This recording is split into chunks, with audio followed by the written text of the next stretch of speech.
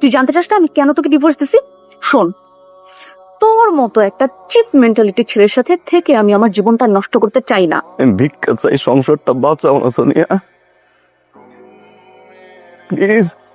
Enough of this drama, Palash. ফ্লাইটে যখন উঠছিলাম, হ্যাঁ,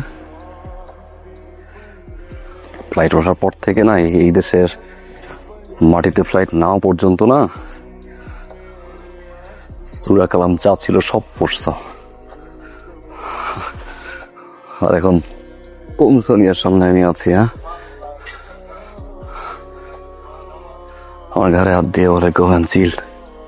এই দেশে থাকার জন্য আমি অভিনয় করছি। হ্যাঁ, এটা অভিনয় না। হ্যাঁ, ডিভোর্স হয়ে গেলে আমাকে বের করে দিবে, এই দেশ থাকতে পারবো না, এই জন্য সেগুলো করছি না। দেশ ছেড়ে না এখানে আসার মতো ছেলেটাই আমি না। কেন আসছিলাম জানো? তোমার জন্য। এই দেশে থাকাটা যেমন স্বপ্ন হতো না, এই কত টাকা পাও এখানে? তার চেয়ে 5 গুণ বেশি পাই আমি। ওই টাকা দিয়ে পার্টি করতে পারতাম, তোমার মতো ক্লাবিং করতে পারতাম, আমি পারতাম মেয়ে পড়ে থাকতে। কিসের চুপ? কিসের চুপ? হ্যাঁ, আর আমার সংসার টিকতেছে না, কিসের চুপ? হ্যাঁ, আমার রিলিজ থাকার স্বপ্ন না, ইচ্ছা আমার।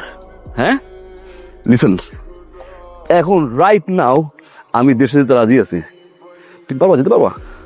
পারবা না, পারবা না তো। কারণ আমার চোখে তো আমার 2টা পরিবার, আমার চোখে তো আমার সোনিয়াকে নিয়ে স্বপ্ন, এতগুলো স্বপ্ন সোনিয়া। তোমার চোখে তো কালারফুল লাইফ, পার্টি, ক্লাবিং, বিভিন্ন সার্কেল। প্লিজ সোনিয়া চলো না, প্লিজ শাট আপ। চলো না প্লিজ। অনেক বলছো পলাশ, আমি অনেক কথা শুনছি। ইনাফ। কিসের সরি? হ্যাঁ, কিসের সরি? খাইয়ে দিলেন আমার চাকরিটা?